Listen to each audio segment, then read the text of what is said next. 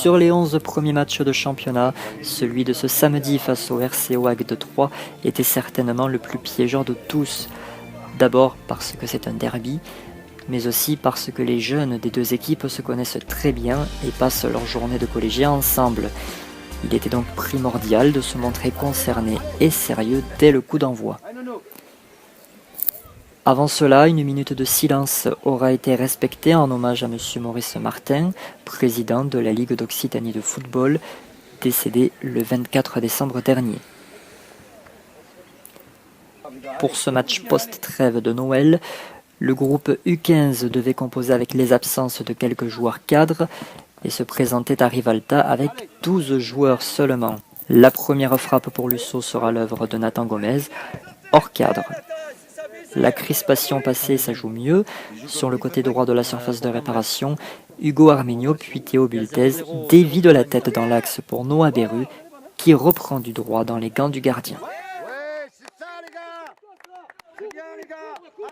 Sur corner, la tête agatoise au second poteau ne sera heureusement pas cadrée avant que Kylian Arminio ne bloque en 2 temps le corner suivant. Vient ensuite la plus grosse occasion de cette première période avec un corner tiré par Noah Beru.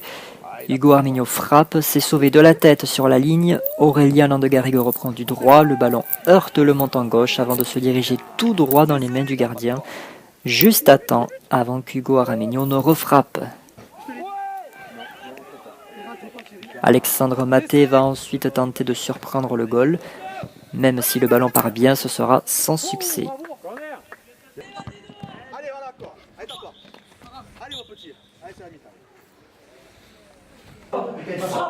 Tu m'as dit, attends, même si tu marques ton tir, tu vas être vigilant. Quand tu vois à un moment donné, quelqu'un te crie allonge, si tu vois que l'avancée de au niveau de la ligne, de la médiane, allonge, finis une secousse, tu allonges. Ok? On sait bon, Alex, tranquille, la seconde mi-temps comme ça, on est en place. Ok? Ça va passer, les gars. Alex 6. Au retour des vestiaires, le danger revient à nouveau sur corner. Kylian Arminio s'emploie à une parade pour éviter l'ouverture du score des Rouges et Noirs. On pourrait se poser ensuite la question quant à l'utilité ou pas de sortir le carton rouge envers le gardien adverse sur sa mauvaise sortie sur Aurélien Landegarrigue. L'arbitre ne bronchera pas. Carton rouge, hein. Crie le rouge. Iban Agudelo frappe le coup franc dans le mur. Sur l'action qui suit, Nathan Gomez frappe en force. Le ballon s'écrase sur la barre transversale et retombe sur la ligne. Peu après, Théo Bultez ne sera pas loin de pouvoir ouvrir le score. Agde fait frissonner à son tour le stade sur coup franc. Le ballon rase la barre transversale. Anthony Alengri répond plus timidement. Noah Beru est ensuite à la finition d'une action collective avec Nathan Gomez et Aurélien Landegarrigue qui se termine par un arrêt du gardien.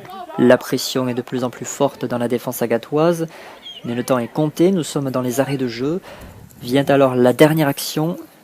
Sur une touche de Moui Babès, Iban Agudelo passe pour Alexandre Maté qui loge le ballon dans le petit filet droit.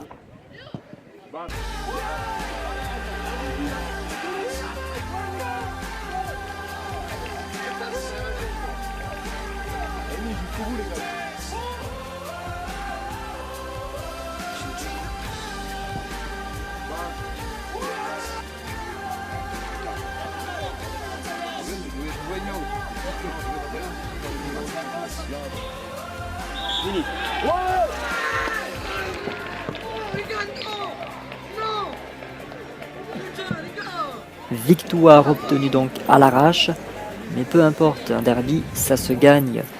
Lusso conserve sa première place au classement et son invincibilité et relègue à 9 points son adversaire du jour.